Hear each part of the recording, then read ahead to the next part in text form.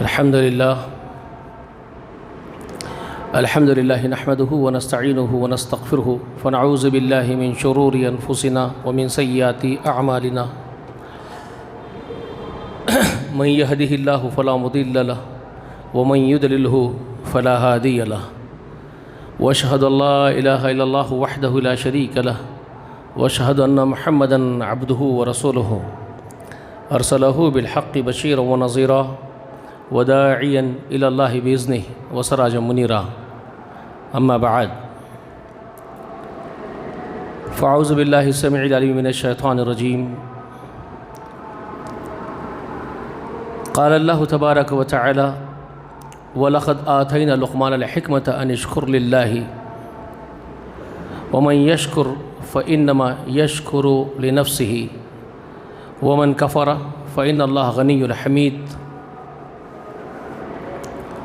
ووصينا الإنسان بوالديه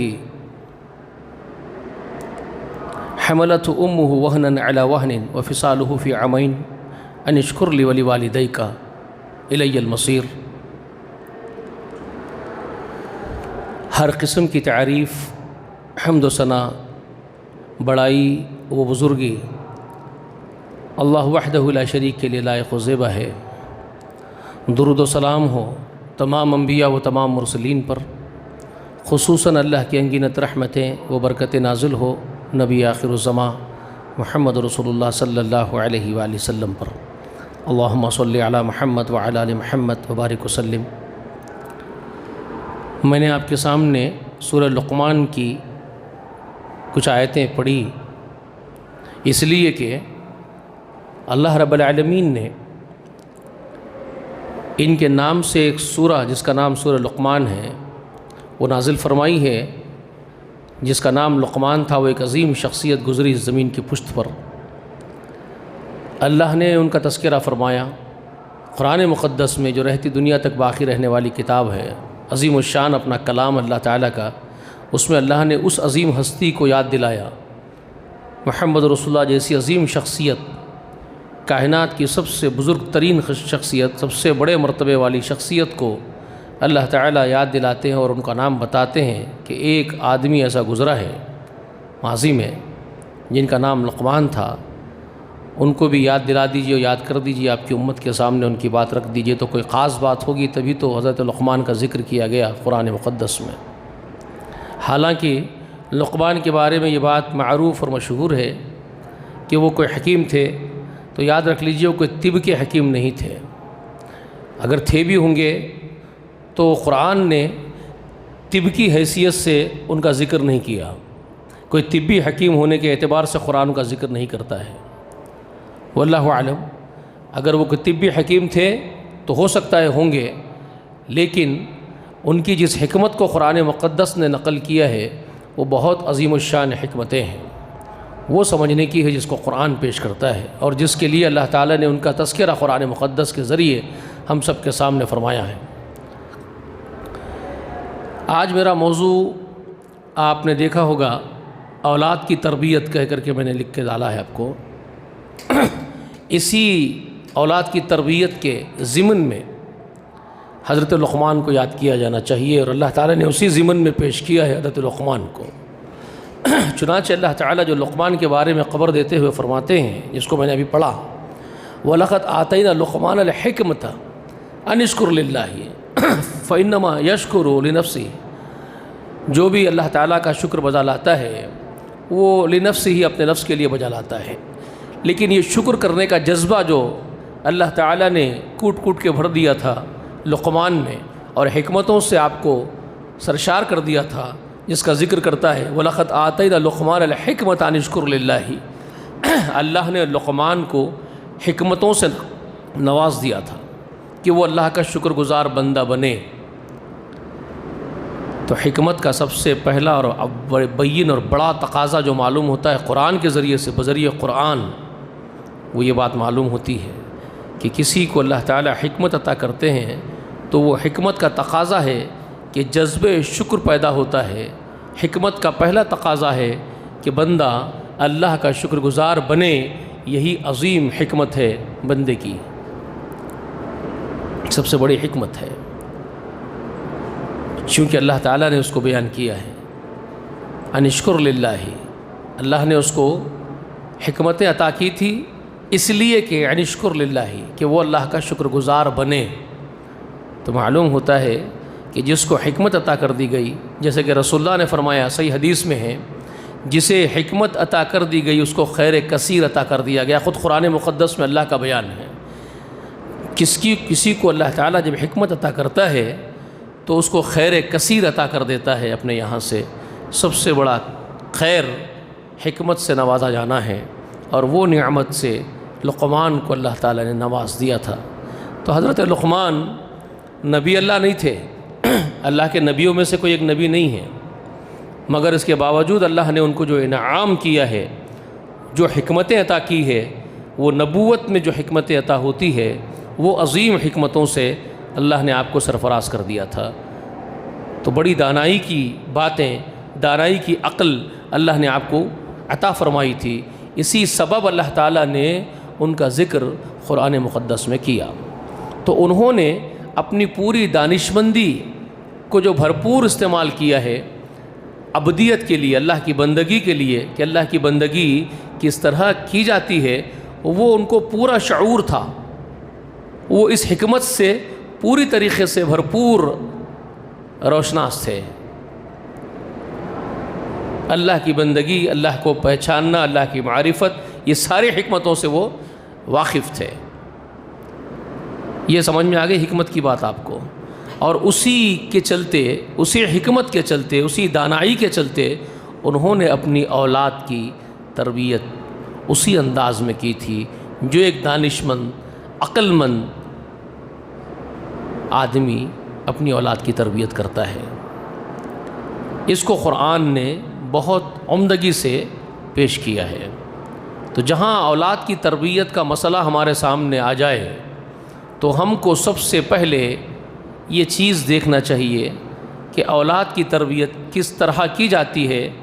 اگر وہ ماضی میں کسی سے سیکھنا ہو، کسی بزرگ سے، کسی باحکمت آدمی سے، کسی صلاحیت والے سے اگر ہمیں یہ سیکھنا ہو کہ اولاد کی تربیت کس طرح کی جانا چاہیے، کس طرح کی جا سکتی ہے، تو میں نہیں سمجھتا کہ اس سے زیادہ دانشمند آدمی، تجربہ کار آدمی، اہل عقل میں سے آپ کو کوئی ملے جس کو خود اللہ نے پیش کر دیا ہو۔ سمجھ میں آ رہی ہے میری بات؟ آپ سمجھ پا رہے ہوں گے کہ جس کو اللہ رب العالمین نے پیش کیا ہو کہ اولاد کی تربیت کرنے کے اعتبار سے یہ آدمی جس کو نمبر 1 ایوارڈ دیا جاتا ہے قرآن کے ذریعے، تو اس سے زیادہ بااخلاق اور باصلاحیت آدمی آپ کو کوئی ملے گا اولاد کی تربیت کے ضمن میں؟ وہ لقمان ہی ہے جس کو میں ایوارڈڈ کہہ رہا ہوں۔ یہ ان کا یہی تو ایوارڈ ہے جو اللہ نے ان کو دیا ہے۔ ان کا ذکر کرنا قرآن مقدس میں یہ خود ایک ایوارڈ سے کچھ کم نہیں ہے نا۔ قرآن جیسی عظیم کتاب میں، نبی محترم جیسے عظیم نبی کے شریعت میں، ان کے سامنے لقمان کو یاد دلانا، ان کا ذکر کرنا، اس سے بڑا کوئی ایوارڈ ہو سکتا ہے؟ جبکہ وہ نبی نہیں ہے اور ان کے نام سے قرآن میں سورت نازل کر دینا، اس سے بڑا کوئی ایوارڈ ہو سکتا ہے؟ نہیں نا۔ اللہ خوب جانتا ہے اپنے کس بندے کو کیا مقام عطا کرنا ہے۔ تو یہ لقمان کا ایک خاص مقام ہے جو اللہ نے عطا کر دیا ہے۔ بعض ایسے لوگ ہمارے اندر کے ہیں جو تجربے کار ہونے کے ساتھ ساتھ، دانشمند ہونے کے ساتھ ساتھ، کبھی کبھی غیر دانشمندی کی باتیں کر دیتے ہیں، غیر دانائی والی باتیں کر دیتے ہیں، ان کی زبانوں سے نکل جاتی ہیں۔ ایک صاحب اب ہمارے بیچ تو نہیں رہے اور ہمارے ملک کے بھی نہیں ہیں، پڑوسی ملک کے ہیں، لیکن بیچارے تھے بہت نیک آدمی، خدمت گزار تھے دین کے، اور بہت بڑے پیمانے پر انہوں نے دین کی خدمت کی۔ انہوں نے، اللہ ان کی خدمتوں کو قبول کرے، لیکن کچھ ایسی باتیں میں نے کہا کہ غیر دانائی کی باتیں لوگوں سے نکل جاتی ہیں۔ اللہ ہمارے سے بھی اگر نکل جائے تو ہم کو بھی معاف کر دے، سب کو معاف کر دے۔ تو انہوں نے ایک مرتبہ یہ کہہ دیا تھا کسی کے بارے میں کہ دور حاضر میں رسول اللہ کی امت میں ایک شخص ہے، وہ ان کی تعریف کرتے ہوئے، ایک شخص کی، امت محمدیہ کے ایک آدمی کی، ایک شخص کی، ایک فرد کی تعریف کرتے ہوئے، ان کو اللہ کے بہت بڑے ولی قرار دیتے ہوئے، بہت بڑے مرتبے کے بزرگ قرار دیتے ہوئے ان کے بارے میں یہ بول گئے کہ اگر یہ قرآن کے نازل ہونے سے پہلے پیدا ہوئے ہوتے یہ حضرت جو اتنے بڑے مقام کے ولی اللہ ہیں، اگر یہ قرآن کے نازل ہونے کے پہلے پیدا ہو گئے ہوتے تو ان کا بھی ذکر قرآن میں آ جاتا جیسے لقمان کا ذکر آ گیا ہے۔ تو اس طرح کی باتیں کرنے سے ہر دانشمند اور اہل عقل کو گریز کرنا چاہیے، اس لیے گریز کرنا چاہیے، اس لیے نہیں بولنی چاہیے کہ آپ کو مجھے اس بات کا حق نہیں ہے کہ اللہ کی جانب سے ہم فیصلہ کریں کہ اللہ یہ کر دیتے تھے یا اللہ یہ کر دیتے تھے، یہ ہو جاتا۔ ہم کون ہوتے ہیں اللہ کی جانب سے یہ بات کرنے والے، اور ہمیں کیسے اس بات کا علم ہے کہ یہ اس مرتبے کے ہی ہے، اللہ کے نزدیک یہ اسی مقام کے ہیں کہ اللہ ان کے بارے میں صورت اتار ہی دیتا؟ یہ بات آپ کیسے جان گئے؟ اس بات کا علم آپ کو کیسے ہو گیا کہ اللہ کے نزدیک ان کا وہی مقام ہے کہ اللہ ان کے لیے قرآن اتار دیتا؟ لقمان جیسا ہی مقام ہے، یہ آپ کیسے کہہ سکتے ہیں؟ آپ یہ بول لیجئے کہ آپ کے نزدیک بہت نیک ہوں گے، آپ کے نزدیک بہت مقام والے مرتبے والے ہوں گے، آپ ان کی عزت و اکرام کرتے ہوں گے، وہ آپ کا معاملہ ہے۔ آپ اللہ کی جانب سے فیصلہ کن بات کیسے کر سکتے ہیں؟ اللہ تو کسی کو برداشت نہیں کرتا اپنے بارے میں فیصلہ کن بات کرنے کے لیے۔ اللہ تو لا شریک ہے، بڑی غیرت والا ہے، وہ کسی کو اپنا شریک نہیں بناتا، تو آپ کیوں کر شریک بننے چلے خود اس کے؟ تو یہ بات بہت بری ہے، ایسی باتیں کرنے سے لوگوں کو رکنا چاہیے۔ میں اشارے کر رہا ہوں، نام لینے کی مجھے ضرورت نہیں ہے کسی صاحب کا، لوگ سننے والے اگر سنیں تو وہ سمجھ جائیں گے۔ تو خیر میں یہ بتا رہا ہوں کہ لقمان کا ذکر چونکہ اللہ نے کر دیا تو اس سے بات عیاں ہو گئی کہ لقمان کا مرتبہ اللہ تعالیٰ نے بڑا کر دیا، قرآن میں وہ ذکر آ چکا لقمان کا، اور اس کا سبب بھی اللہ تعالیٰ جو بیان کرتے ہیں اس بیان کے ذریعے آپ بآسانی سمجھ سکتے ہیں۔ قرآن میں لقمان کا جو ذکر اللہ نے کیا، وہ ذکر جب آپ پڑھیں گے قرآن مقدس میں سورہ لقمان میں، تو آپ کو بخوبی اندازہ ہو جائے گا کہ لقمان کے رتبے کو اللہ نے جو بیان کیا اس کا سبب معلوم ہو رہا ہے، ان کی دانشمندی کی علامتیں چھلک رہی ہیں، اور وہ اولاد کی تربیت کے ذریعے بہت عیاں سمجھ میں آتی ہے۔ وہ اب آپ کو میں سنانے والا ہوں۔ جب یہ ذکر میں نے آپ کے سامنے کر دیا جو اللہ نے ان کے بارے میں کہا، وَلَقَدْ آتَيْنَا لُقْمَانَ الْحِكْمَةَ أَنِ اشْكُرْ لِلَّهِ، اللہ نے لقمان کو حکمتوں سے نوازا تھا کہ وہ اللہ کا شکر کرنے والا بندہ بنے، اور یہ اللہ تعالیٰ فرماتے ہیں کہ جو شکر کرنے والا بھی اللہ تبارک و تعالیٰ کے لیے شکر کرتا ہے تو وہ اپنے ہی خاطر شکر کرتا ہے۔ وَمَن يَشْكُرْ فَإِنَّمَا يَشْكُرُ لِنَفْسِهِ، ظاہر بات ہے شکر گزاری کا فائدہ اللہ کو تو نہیں پہنچا سکتے آپ، مخلوق میں کوئی ایسا ہے پوری مخلوق میں جو اللہ کو نفع یا نقصان پہنچائے؟ کوئی نہیں ہے۔ تو جو نفع اور نقصان ہے وہ کس کے لیے ہے؟ وہ انسان کے لیے فائدہ ہونے والی چیز خود کو ہے۔ میں شکر کروں گا میری ذات کو فائدہ ہوگا، آپ شکر کریں گے اللہ تعالیٰ کا شکر بجا لائیں گے تو آپ کی ذات کو اس کا فائدہ پہنچے گا، اللہ کو فائدہ یا نقصان ہم پہنچانے والے نہیں ہیں۔ تو اس کا ذکر کیا، جو بھی شکر کرنے والا شکر کرے گا اللہ کے لیے کرتا ہے، جو کفر کرتا ہے تو اللہ اس کے کفر سے بے نیاز ہے۔ اب یہ ذکر کرنے کے بعد اللہ تبارک و تعالی لقمان کی اس حاکمانہ صلاحیتوں کا ذکر کرتے ہیں۔ کیا فرماتے ہیں؟ وَإِذْ قَالَ لُقْمَانُ لِابْنِهِ وَهُوَ يَعِظُهُ يَا بُنَيَّ لَا تُشْرِكْ بِاللَّهِ إِنَّ الشِّرْكَ لَظُلْمٌ عَظِيمٌ۔ کیا فرماتے ہیں؟ اب اللہ ذکر کر رہے ہیں، یاد کیجئے لقمان جب اپنے بیٹے کو نصیحت کر رہے تھے، اپنی اولاد کو، اور نصیحت کرتے ہوئے فرما رہے تھے یا بنیا، اے میرے لخت جگر میرے بیٹے، لا تشرک باللہ، اللہ کے ساتھ کسی کو بھی شریک نہ ٹھہرا، کسی کو بھی اس کا شریک نہ ٹھہرا۔ اور کیا بول رہے ہیں؟ ان الشرک لظلم عظیم، بیٹے شرک بہت بڑا ظلم ہے، ظلموں میں سب سے بڑا ظلم شرک ہے۔ ظلم کس کو کہتے ہیں؟ اور بیٹے کو نصیحت کیا کر رہا ہے لقمان؟ یہ بہت عظیم بات ہے یہاں سمجھنے کی اس صورت کے اندر۔ نصیحت کرنے والا باپ اگر وہ حکمت سے سرشار ہے، دانشمند باپ ہے، عقل مند باپ ہے یا عقل مند ماں ہے، تو وہ اولاد کی تربیت جو کریں گے اس کا سب سے پہلا سٹیج کیا ہوتا ہے؟ پہلی تربیت کہاں سے شروع ہوتی ہے بچوں کی؟ اٹس اے ویری امپورٹنٹ، یہ جاننا بہت ضروری ہے ہر ایک انسان کے لیے، نہ صرف مسلمان کے لیے، ہر ایک انسان کے لیے یہ بات جاننا بہت ضروری ہے۔ وہ اپنے پیدا کرنے والے کریٹر کے بارے میں اپنی اولاد کو پہلے متنبع کر دے، الرٹ کر دے، ایجوکیٹ کر دے۔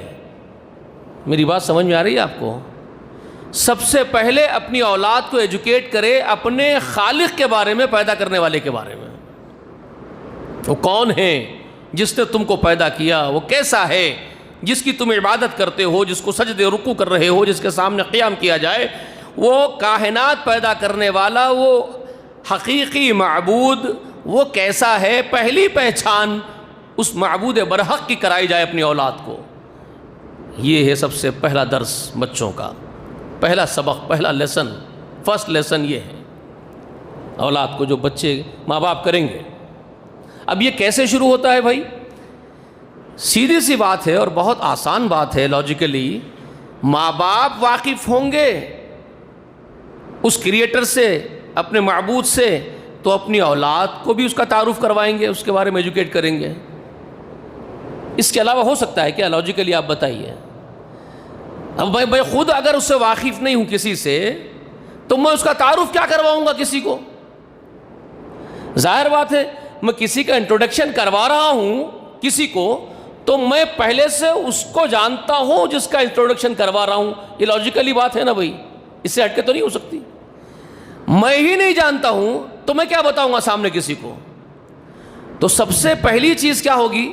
ماں باپ سب سے پہلے یہ علم حاصل کریں، والدین سب سے پہلے اس بات کا علم حاصل کریں کہ ان کا معبود کیسا ہے، کون ہے، کیا اس کا تعارف ہے۔ یہ ماں باپ پہلے جان لے، پوری طریقے سے مکمل جان لے کہ اللہ کون ہے، اللہ کیسا ہے، رب کیسا ہے۔ اس کے بعد ان کا کام کیا ہے؟ جب ان کو اولاد پیدا ہو تو سب سے پہلے اپنی اولاد کو وہ کیا بتائیں؟ معبود کے بارے میں بتائیں کہ معبود کون ہے، کیسا ہے۔ سب سے پہلا کام یہ کرنا ہے ان کو۔ اس معاشرے کی سب سے بڑی خامی یہ ہے، سب سے بدترین خامی ہے یہ کہ یہ معاشرے کے مسلمان، میں عام انسانوں کو اب ہٹا رہا ہوں، بات عام انسانوں کے لیے بھی ہے میری جو میں پیش کر رہا ہوں، سب کے لیے ہے، لیکن اب میں کچھ دیر کے لیے عام انسان کو ہٹا کر کے بات کر رہا ہوں جو اپنے آپ کو مسلمان کہہ کر کے بڑا ناز اور فخر کا مظاہرہ کر رہے ہیں کہ ہم مسلمان ہیں، ہم محمد رسول اللہ کے امتی ہے۔ افسوس کا مقام ہے یہ کہ آپ خود اللہ کو نہیں جانتے، آپ خود معبود سے واقف نہیں ہیں، آپ نہ اس کی الوہیت کو جانتے ہیں، نہ اس کی ربوبیت کو جانتے ہیں، نہ اس کے اسماء و صفات سے واقف ہیں، نہ اس کی قدرتوں کا آپ کو اندازہ ہے، نہ رب کا رعب آپ پر پڑتا ہے، نہ آپ اس سے مرعوب ہوتے ہیں، نہ اس کا خوف کھاتے ہیں، نہ اس کی خشیت آپ کے جسم اور روح پر طاری ہوتی ہے۔ کچھ بھی نہیں آپ کا معاملہ، آپ کورے ہیں۔ اور بعض مسلمانوں میں توحید کے دعوے دار بھی ہیں، بڑے موحد ہونے کے دعوے دار بھی ہیں، لیکن میں کہتا ہوں یہ محض دعوے ہیں، یہ محض دعوے ہیں آپ کے، بڑے موحدین ہونے کے دعوے، سلف صالحین کے منہج پر چلنے کے دعوے، یہ محض دعوے ہیں۔ آپ پر بھی اگر اس رب کا رعب نہیں پڑتا، آپ اس سے نہیں پسیجتے اور نہیں پگھلتے اس کے رعب سے، آپ پر اس کی خشیت طاری نہیں ہوتی اور آپ کو نہیں جھنجھوڑتی ہے، آپ کی روح کو نہیں جھنجھوڑتی اس کی اللہ کی وہ ربوبیت، اس کا رعب، اس کی کبریائی، اس کا وقار اگر آپ کو جھنجھوڑتا نہیں ہے، آپ کے اندر ڈر اور لرزہ نہیں پیدا کرتا ہے، کپکپاہٹ نہیں پیدا کرتا، آپ کے پیروں تلے زمین نہیں کھسکتی ہے اس کا نام لینے کے بعد، تو آپ بھی اپنے ایمان کی خیر بنائیے. اگرچہ کہ آپ بڑے دعوے کر رہے ہیں ایمان والے ہونے کے، مواحد ہونے کے، سلف صالحین کے منہج پر ہونے کے، منہج سلف کے دہائیاں دے رہے ہیں آپ، لیکن اگر آپ پر اللہ کا خوف طاری نہیں ہو رہا ہے، آپ لرز نہیں رہے اس کے خوف سے، تو آپ ایمان والوں کے زمرے میں ہے کیا؟ آپ اپنا جائزہ لیجئے. کیونکہ ایمان والوں کی جو اعلیٰ صفت اللہ نے بیان کی آپ کو معلوم ہے کیا ہے؟ سورہ انفال پڑھیے، سورہ انفال کی ابتدا میں پڑھیے. سورہ انفال کی ابتدا میں آیت نمبر 2 میں اللہ تعالیٰ ایمان حقیقی جو ہے جن کے اندر ہے ان کا ذکر کرتے ہیں. انما المؤمنون الذین اذا ذکر اللہ وجلت قلوبہم وَإِذَا تُلِيَتْ عَلَيْهِمْ آيَاتُهُ زَادَتْهُمْ إِيمَانًا وَعَلَى رَبِّهِمْ يَتَوَكَّلُونَ. یہ سورہ انفال کی دوسری آیت مبارکہ ہے. اس میں انٹروڈکشن اللہ کروا رہے ہیں حقیقی ایمان والوں کا. اس آیت میں کیا فرما رہے ہیں کہ سچے ایمان والے حقیقی مؤمنین وہ لوگ ہیں، انما المؤمنون الذین اذا ذکر اللہ وجلت قلوبہم، جب ان کے سامنے اللہ کا ذکر آ جائے تو ان کے دل کانپ اٹھتے ہیں، تھرا جاتے ہیں. کن کے دل؟ سچے ایمان والوں کے دل اللہ کے نام پر کانپ اٹھتے ہیں، لرز جاتے ہیں، وہ تھرا اٹھتے ہیں. اور وَإِذَا تُلِيَتْ عَلَيْهِمْ آيَاتُهُ، اور جب اللہ کی آیات ان پر تلاوت کی جائے، زَادَتْهُمْ ایمانا، تو ان کا ایمان ٹھاٹے مارتے ہوئے، جوش مارتے ہوئے بڑھ جاتا ہے. ان کی آنکھیں بہتی ہیں، ان کے جسم کانپتے ہیں، ان کے چہرے روتے ہیں اللہ کے خوف سے. اللہ کی خشیت طاری ہوتی ہے ایمان والوں پر، اللہ بولتے ہی کانپ اٹھتے ہیں. اللہ کی آیات پڑھی جائے ایمان ان کا بڑھ جاتا ہے. اور وَعَلَىٰ رَبِّهِمْ يَتَوَكَّلُونَ، اور وہ ایسے ہیں کہ ان کا سارا توکل رب العالمین کے ساتھ وابستہ ہے. توکل کس کو بولتے ہیں معلوم ہے نا؟ توکل کی تعریف کیا ہے؟ ساری امیدیں، سارے ایکسپیکٹیشنز کسی سے وابستہ ہو، سارا بھروسہ جس کے اوپر، ساری ڈیپینڈنسی جس کے اوپر ہو، اس کو کہتے ہیں توکل. ٹوٹل ڈیپینڈنسی کسی ذات کے اوپر، کسی ایک ہستی پر ہو کہ بس میں اس پر ڈیپینڈ ہوں، میرا سارے ایکسپیکٹیشنز اس سے ہے، میرے سارے معاملے اس کے ساتھ وابستہ ہے، کوئی کچھ نہیں پوری کائنات میں، میرا جو بننا ہے وہاں سے بنے گا، جو بگڑنا وہاں سے بگڑے گا، اس کے علاوہ کوئی کچھ نہ مجھے نقصان دے سکتا ہے نہ نفع پہنچا سکتا ہے. ایک دانہ بھی میں اگر کھا سکتا ہوں تو وہ عطا کرے گا تو میں کھاؤں گا، ایک خطرہ بھی میں پی سکتا ہوں وہ عطا کرے گا تو میں پیوں گا، ایک کپڑا بھی اگر میں پہن سکتا ہوں وہ پہنائے گا تو میں پہنوں گا، میں زندہ رہوں گا اس کے حکم سے، میں مر جاؤں گا اس کے حکم سے، میری ڈیپینڈنسی ساری اس کے ساتھ وابستہ ہے. اس کو کہتے ہیں توکل. یہ توکل ہے. اب آپ اور ہم اس بات کا جائزہ لے لیں ذرا کہ ہماری ڈیپینڈنسی ساری کی ساری ایک ہی ذات پر ہے کیا مکمل؟ جی، دولت مندوں کے غلامی کرتے ہوئے نہیں تھکتے ہم، اہل اقتدار کی چاپلوسی کرتے ہوئے پیچھے نہیں ہٹتے ہم. جی، اگرچہ کہ وہ غلط راہ پر چل رہا ہو تب بھی تعریفوں کے پل باندھ دیں گے کیونکہ وہ اقتدار پر ہے. جی، ایسا کیوں کرتے ہیں ہم لوگ؟ کیونکہ ہم کو اس بات کا خوف ہے کہ ہماری دنیا خراب ہو جائے گی اگر یہ ناراض ہو جائیں گے صاحب مائی باپ. یہ دنیا والے اگر ہم سے ناراض ہو جائیں تو ہماری دنیا خراب ہو جائے گی. اس خدشے سے ہم کمپرومائز کر لیتے ہیں. پھر ہم کہاں کے مواحد رہ گئے صاحب؟ ہم جانتے ہیں اس کو جس نے ہم کو پیدا کیا ہے، اور کیا ہم حلال کی روزی کھاتے ہیں جو اس نے حکم دیا اسی طرح سے، بغیر جھوٹ بولے، بغیر دھوکہ دیے، بغیر مفاد پرستی کے، بغیر لالچ کے زندگی گزارتے ہیں؟ تو پھر اولاد کی تربیت اسی توکل کے ساتھ ہم کیسے اور کب کر سکتے ہیں؟ مجھے بتائیے۔ ہمارے ہی پیٹ میں حلال لقمے نہیں اترتے، ہم ہی اللہ تعالیٰ کے، ہمارے پیدا کرنے والے کریٹر کے، ایشور کے، اللہ کے ہم ہی فرما بردار نہیں ہیں، تو ہم ہمارے بچوں کو کیا سکھائیں گے؟ کیا ڈرائیں گے اس ذات سے؟ کیا انٹروڈکشن کروائیں گے ہم اس کا؟ یہ امپورٹنٹ بات ہے۔ میری بات سمجھ میں آ رہی ہے آپ کو؟ اللہ نے لقمان کا ذکر ایسے الٹ اپ نہیں کر دیا بھائی۔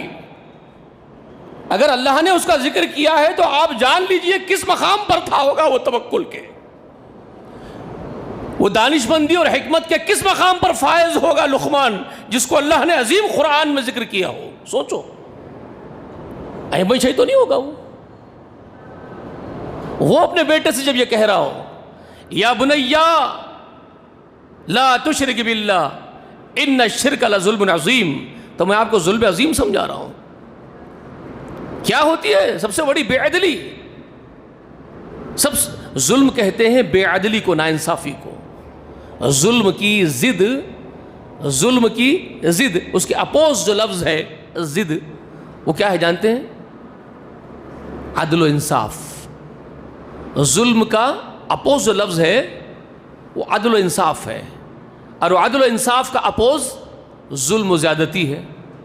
سمجھ میں آ رہی ہے بات؟ ظلم و زیادتی عدل و انصاف کی ضد ہے۔ تو اب اس کو جب لقمان اپنے بیٹے کو یہ سمجھا رہے، پہلا lesson, this is the first lesson جو اپنے بیٹے کو سکھا رہے ہیں، پہلا سبق کیا بول کے سکھا رہے ہیں؟ میرے لخت جگر میرے بچے، شرک مت کر اللہ کے ساتھ، کسی کو شریک مت بنا اس کا، اور یہ شریک بنانا سب سے بڑی بے عدلی اور ظلم و زیادتی ہے، یہ سکھا رہے ہوں۔ ظلم و زیادتی کیوں ہے؟ سب سے بڑی کیوں ہے؟ سب سے بڑی ہی کیوں ہے یہ ظلم و زیادتی؟ دیکھیے، اس کو سمجھنے کے لیے کچھ اور مقامات پر چلنا پڑے گا۔ بے عدلی سمجھنے کے لیے، ظلم کیوں ہے وہ سمجھنے کے لیے، نمبر ایک یہ یاد رکھ لیجئے، اگر کوئی آپ پر احسان کرے، کوئی اگر آپ پر احسان کرے تو احسان کا تقاضا کیا ہے؟ عدل کا تقاضا کیا ہے؟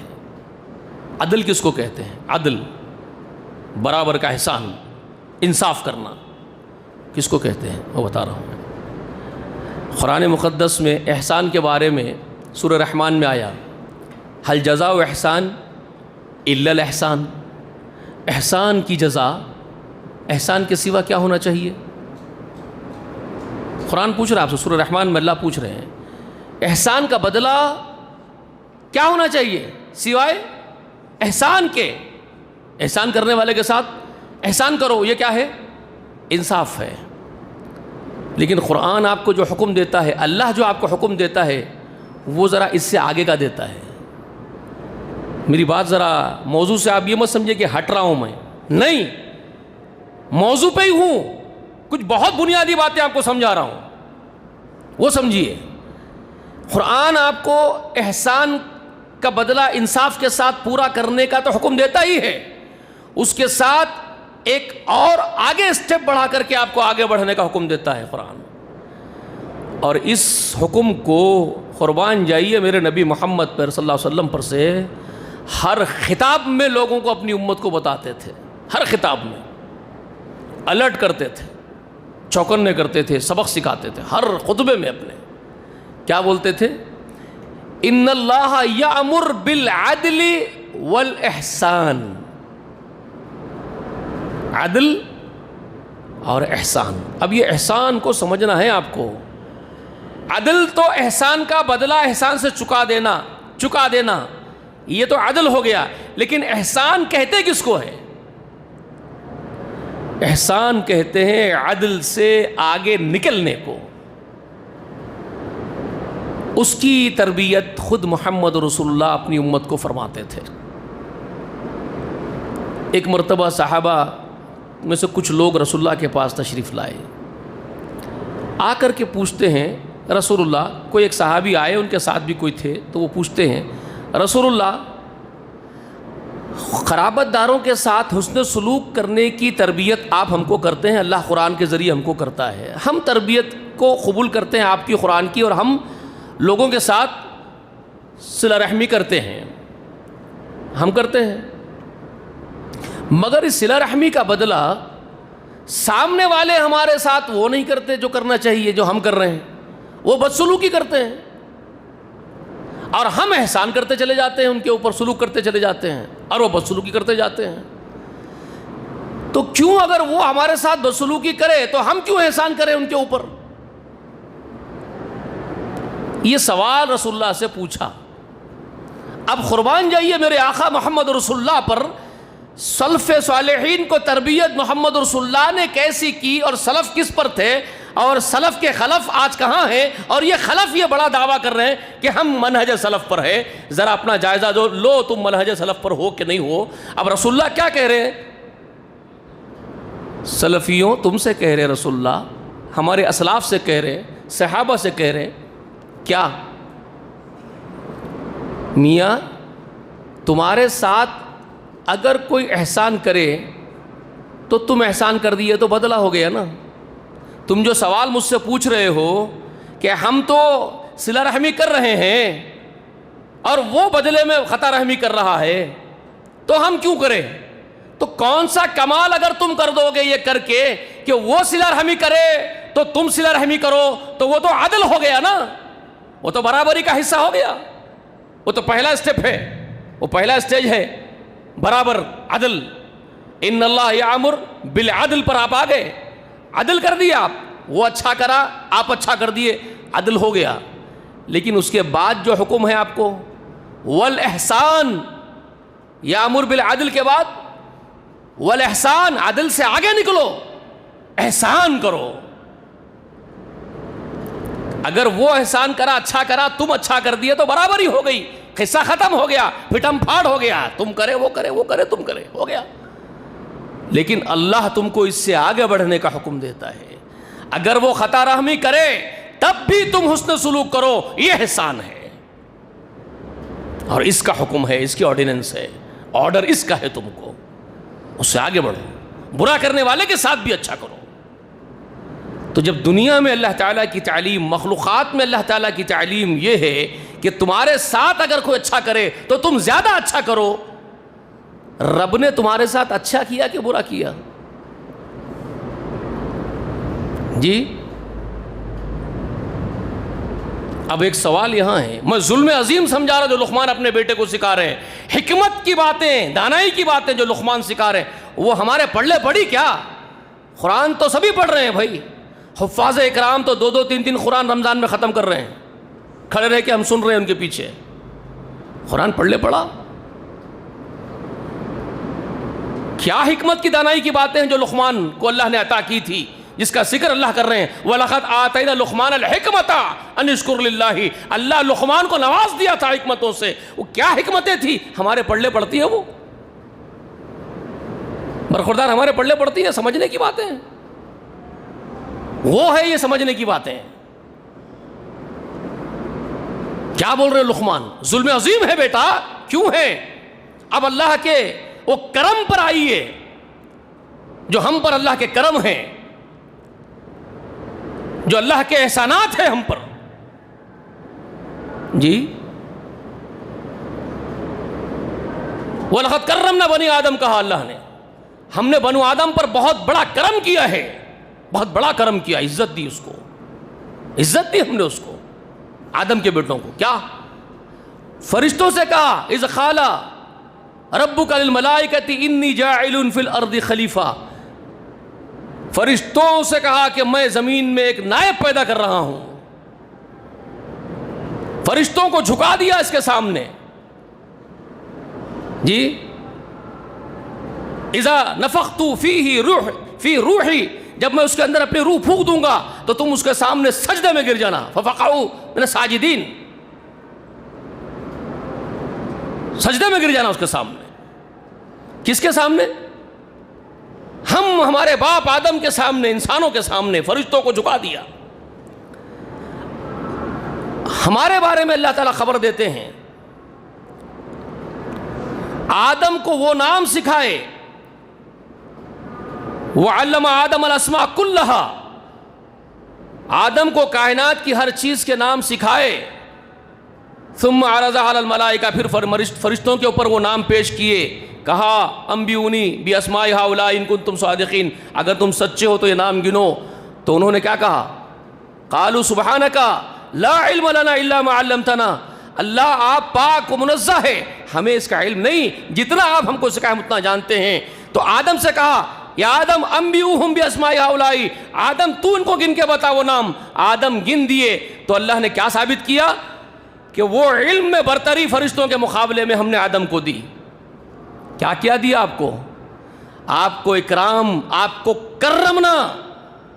وَلَقَدْ كَرَّمْنَا بنی آدم کہا، ہم نے بنو آدم کو عزت دی، بہت احترام دیا ان کو، فرشتوں کے اوپر بڑھوتری والا علم عطا کیا، فرشتوں کو ان کے سامنے جھکا دیا.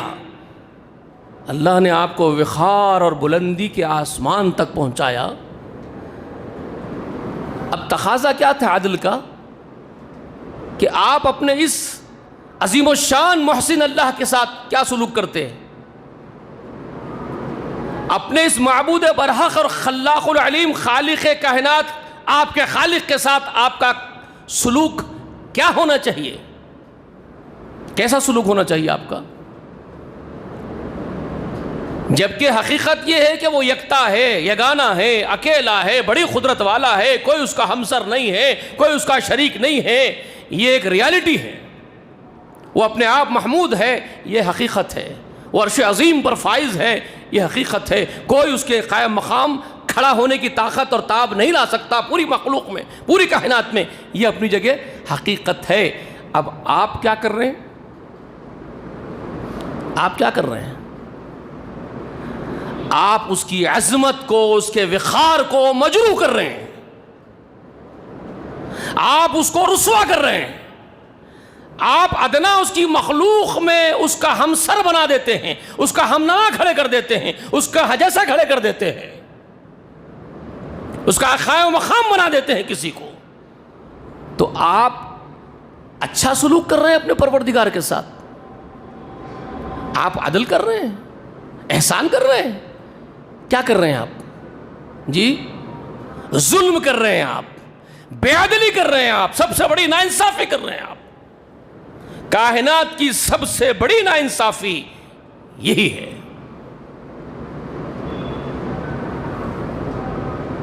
سب سے بڑا ظلم یہی ہے، سب سے بڑی زیادتی یہی ہے جو آپ کر رہے ہیں. لقمان نے وہ سبق سکھایا پہلے نمبر پر اپنے بیٹے کو، یا بنیا لا تشرک باللہ ان الشرک لظلم عظیم.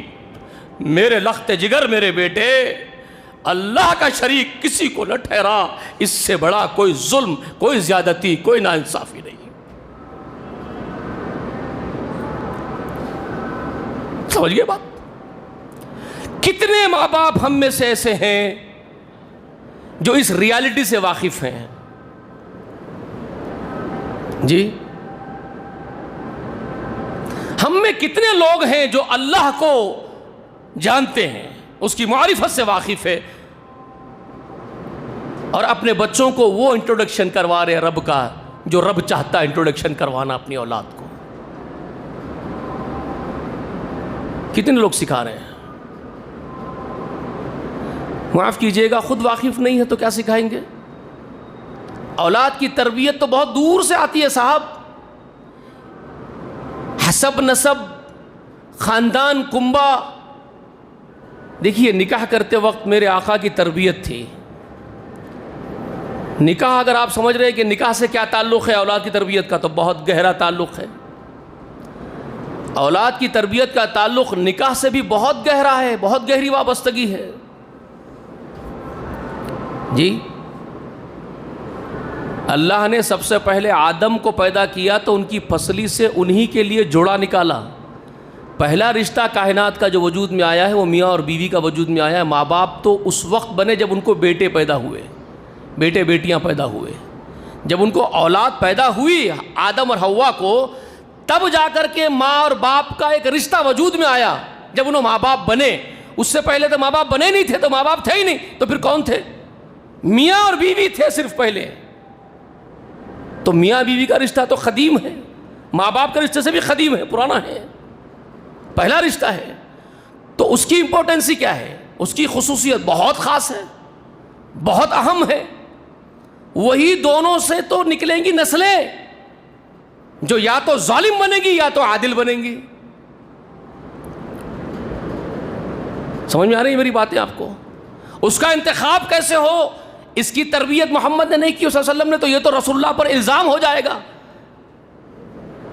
آپ اور ہم کیا سمجھ رہے ہیں کہ سب کچھ سکھایا محمد صلی اللہ علیہ وسلم نے، لیکن شادی بیاہ کیسے کرنا نہیں سکھایا. اگر آپ یہ سمجھ رہے ہیں تو اس سے بڑی جہالت نہیں ہے، اس سے بڑی جہالت کوئی اور نہیں ہو سکتی. آپ یہ کیسے فیصلہ کر رہے ہیں؟ میرے آقا نے کسی چیز کو مستثنا نہیں چھوڑا، محمد رسول اللہ نے، کیونکہ اللہ نے مستثنا نہیں چھوڑا آپ کے لیے. آپ آخر الزماں ہیں، آخری زمانے کے پیغمبر ہے، قیامت کی صبح تک کوئی پیغمبر نہیں آئے گا. تو آپ کے ذریعے دین اکمل ہو گیا، نعمتیں اتمام ہو گئی. کسی چیز کو آپ نے مستثنا چھوڑا نہیں، آپ صلی اللہ نے چھڑوایا نہیں، سب کچھ بتایا آپ کو. تو آپ نے کیا کہا؟ نکاح کیسے کرو گے؟ سیدنا ابو ہریرہ اس کے راوی ہے، کیا فرماتے ہیں؟ 4 چیزیں دیکھ کر کے دنیا میں نکاح کا چلن ہے. نکاح کرتے وقت جو معاشرے کا چلن ہے، 4 چیزوں کو دیکھا جاتا ہے، اس کو اسٹڈی کی جاتی ہے، آبزرویشن میں رکھتے ہیں، دیکھتے ہیں، ٹٹولتے ہیں، سرچ کرتے ہیں. کیا کیا چیزیں سرچ کرتے ہیں 4؟ تو رسول اللہ فرماتے ہیں وَلِمَالِهَا وَلِحَسَبِهَا وَلِجَمَالِهَا وَلِدِينِهَا. یہ 4 چیزوں کا ذکر کر رہے ہیں. مال دیکھتے ہیں، حسب نسب دیکھتے ہیں، خوبصورتی حسن و جمال دیکھتے ہیں، اور دین دیکھتے ہیں، دینداری. یہ 4 چیزیں دیکھتے ہیں، سرچ کرتے ہیں نکاح کرتے وقت. جس سے نکاح کیا جا رہا اس میں یہ دیکھتے ہیں. مگر تم کیا کرنا؟ رسول اللہ اپنی امت سے کہہ رہے ہیں، سلفیوں سے کہہ رہے ہیں، ہمارے سلف سے کہہ رہے ہیں، صحابہ سے کہہ رہے ہیں، منہج سلف پر رہنے والوں سنو. رسول اللہ کیا کہہ رہے ہیں؟ فَاظْفَرْ بِذَاتِ الدَّيْنِ. تم لوگ کس کو ترجیح دینا؟ دین کو ترجیح دینا. تُرِبَتْ یَدَاک تو وہ اس وقت کا محاورتاً جملہ تھا جو صحابی کو بولے تھے رسول اللہ، وہ حدیث میں ہے. بات میں اصل مدے کی سمجھا رہا ہوں. کیا بول رہے ہیں رسول اللہ؟ تم دین کو ترجیح دینا. معلوم یہ ہوا کہ مال کو ترجیح نہیں دینا، حسب نسب کو ترجیح نہیں دینا، حسن و جمال کو ترجیح نہیں دینا، کیونکہ ایک کا ذکر کیے ترجیح اس کو دینا. فَاظْفَرْ بِذَاتِ الدَّيْنِ. دین کو ترجیح دینا. دین کے ساتھ مال والا گھرانہ ہے تو کوئی حرج نہیں ہے. دین کے ساتھ اچھے حسب نسب کا گھرانہ ہے، کوئی مذاق نہیں ہے، اچھی بات ہے، سونے پہ سہاگا ہے. مال کے ساتھ خوبصورت ہے، دین کے ساتھ، مال کے ساتھ نہیں، دین کے ساتھ خوبصورت ہے تو سونے پہ سہاگا، ٹھیک ہے. لیکن اگر یہ ایک چیز نہیں ہے دین، اور تینوں جمع بھی ہو جائیں، تینوں اگر جمع بھی ہو جائیں، مال والا بھی ہے یا مال والی بھی ہے، اچھے خاندان قبیلے والا بھی، اچھے خاندان قبیلے والی بھی ہے، بہت خوبصورت مرد ہے، ہینڈسم ہے، یا خوبصورت ترین بیوٹیفل عورت بھی ہے، یہ 3 جمع ہے لیکن دین کی کمی ہے، تو کیا کرنا ہے اس کو؟ You should be reject. اس کو ریجیکٹ کر دینا چاہیے آپ کو. اللہ کے رسول کی تعلیم ہے، اس کو ریجیکٹ کر دو اگر دین نہیں. لیکن یہ تینوں چیزیں کسی میں نہیں ہیں، یہ تینوں بھی نہیں ہے، مال بھی نہیں ہے، اچھا گھرانہ بھی نہیں ہے، خوبصورت بھی نہیں ہے، لیکن بلا کے اللہ والی ہے، بلا کا دیندار مرد ہے، تو کیا کرو؟ You select them, you select first. پہلے ترجیح اس کو دو. یہ تربیت کس کی ہے؟ یہ محمد مصطفیٰ کی تربیت ہے صلی اللہ علیہ وسلم کی. آپ میں اور ہم میں کتنے یہ ہیں جو اس تربیت پر عمل کرتے ہیں دنیا میں؟ جی آپ سے نیک اولاد کیسے پیدا ہونے کی توقع رکھتے ہیں؟ آپ نے سلیکشن ہی تو غلط کیا. نکاح کرتے وقت کا سلیکشن ہی غلط تھا آپ کا. آپ تو خوبصورت ماڈل چاہیے تھا آپ کو، تو آپ کے بچوں کو ماڈل بنائے گی. آپ کو مال والی چاہیے تو اپنے بچوں کو پھر مال والوں کے طور طریقے سکھائے گی، تکبر سکھائے گی، حماقت سکھائے گی۔ آپ کو حسب نسب والی چاہیے تو وہ حسب نسب کا فخر سکھائے گی۔ سمجھ میں آ رہی ہے میری بات آپ کو؟ تو آپ کا سلیکشن ہی غلط تھا۔ اب توقع لے کے بیٹھے اس سے نیک اولاد پیدا ہوگی تو کیسے ہوگی؟ عورت توقع لے کے بیٹھے گی تو غلط، مرد توقع لے کے بیٹھے گا تو غلط۔ عورتوں نے بھی تو آج کل سلیکشن دین کو چھوڑ کر کے دولت والا مرد چاہیے، خوبصورت ہینڈسم مرد چاہیے۔ جی سب کا وہی حال ہو گیا نا، سوچ تھنک ٹینک تو وہی ہے سب کا، پوری ملت کا تھنک ٹینک ایک ہی ہے۔ اس میں عوام بھی اور خواص بھی ہے بھائی، ایسا نہیں ہے کہ میں یہ کہہ رہا ہوں کہ عوام ہی صرف خطا کار ہے۔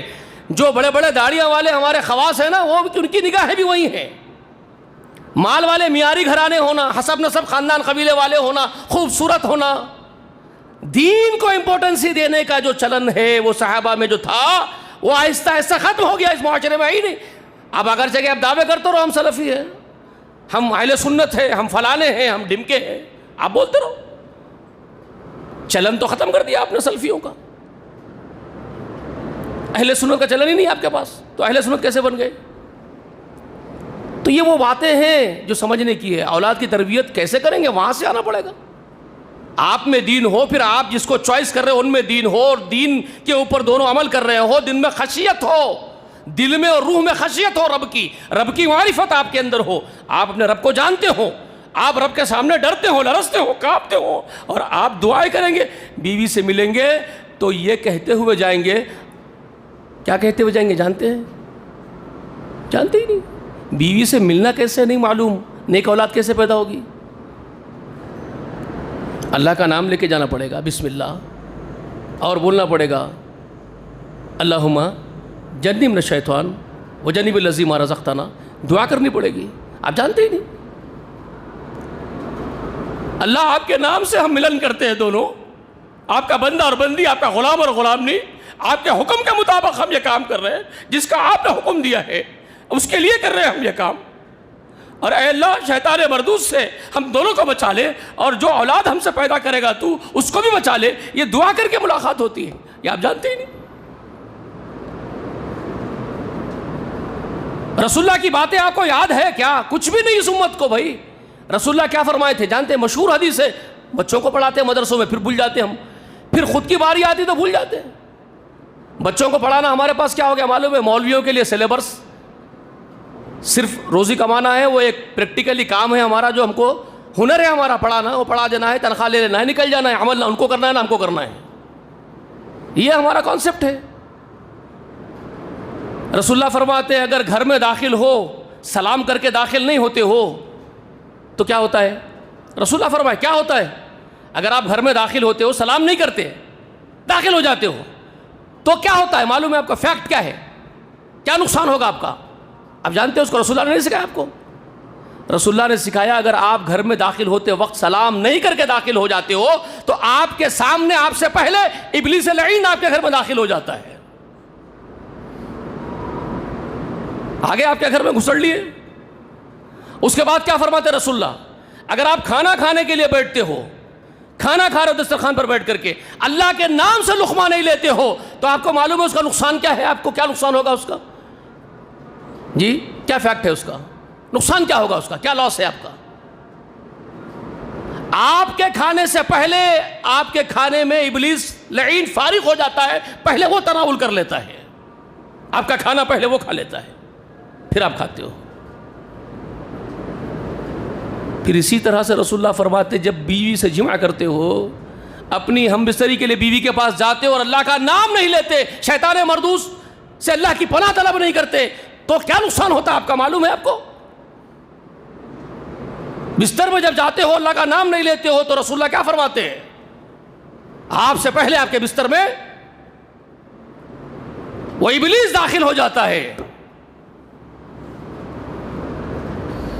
اس کے بعد آپ توقع لے کے بیٹھو نیک اولاد کیسے پیدا ہوگی؟ جی تربیت کا سامان تو اوپر سے آ رہا ہے، وحی کے ذریعے آ رہا ہے، بذریعہ نبی آپ کو سکھایا جا رہا ہے، مگر آپ ایکسیپٹ ہی نہیں کرتے اس کو۔ وہ لینا نہیں چاہتے آپ کے ڈیفنس کا سامان، آپ کا پروڈکشن کا سامان آپ کو دیا جا رہا ہے، آپ لینا نہیں چاہتے، اور ہوگا کیسے؟ جی پہلی چیز میں نے آپ کو جو بتائی وہ یہ کہ لقمان نے کتنی عظیم حکمت کی بات سکھائی کہ اللہ کی پہچان کراؤ، لا تشرک باللہ. یہ موضوع دوسرے حصے کے لیے آئندہ جمعہ تک ملتوی کیا جاتا ہے، اس کا دوسرا حصہ ہوگا انشاءاللہ. آج جو میں نے آپ کو باتیں بتائی وہ اچھے سے یاد رکھ لیجئے. اللہ کی معرفت سب سے پہلے، اگر ہم ماں باپ بن رہے ہیں تو ہمارے اندر یہ ماں باپ کے اندر اولاد کو تربیت کرنے کے قاطر، اچھی اولاد دیکھنا چاہتے ہیں تو خود اچھے بننا پڑے گا. ٹھیک ہے، اللہ کے غلام خود کو بننا پڑے گا. مواحد، حقیقی مواحد بننا پڑے گا، صرف زبانی مواحد نہیں جو آج ہے. صرف زبانوں سے دعوے ہو رہے ہیں مواحدین ہونے کے، ہم توحید پر ہے، توحید پر ہے. چولہے میں ڈالو تمہاری یہ ناقص توحید کو، جو کچھ بھی توحید نہیں تمہاری. نہ اللہ کی ذات پر توکل ہے، نہ اس کے تقاضے پورے ہوتے ہیں، نہ خشیت طاری ہوتی ہے، نہ اللہ کا رعب طاری ہوتا ہے، نہ جسم لرزتے ہیں، نہ روح لرزتی ہے اللہ کے خوف سے. تو یہ توحید کیسے ہو سکتی ہے؟